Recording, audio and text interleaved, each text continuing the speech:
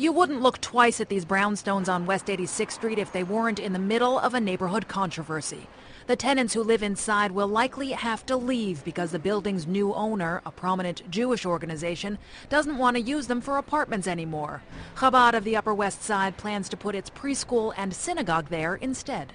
I have nothing against religion or any group expanding. In order to survive, you need to expand. The problem is that they've found themselves in a situation which is really inappropriate. Robert Sands has lived in a rent-stabilized apartment here for 28 years.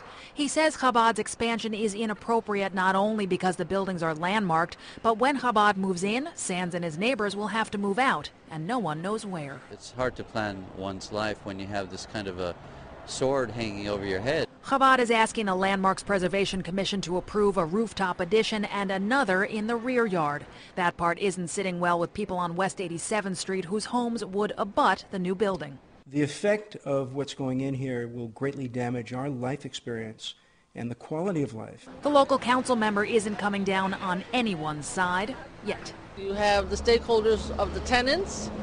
You have the stakeholders of the people who live on the backside of a changed building on West 87th Street, and you have the stakeholders of the Chabad. So it's quite a challenging situation. And anxious tenants say they haven't been given any details, including a timeline. But a spokesman for Chabad says the group has done community outreach, including making offers to help these tenants relocate. And frankly, the Chabad of the Upper West Side has gone out of its way to work with community leaders and others, coming up with a plan that is much less severe than other projects that have occurred. But Doris Mirescu disagrees. Even though they say that they're communicating with us, it's not true. The local community board has already voted against the project, but what matters now is what the city thinks.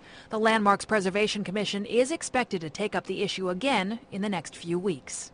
In Manhattan, Rebecca Spitz, New York 1.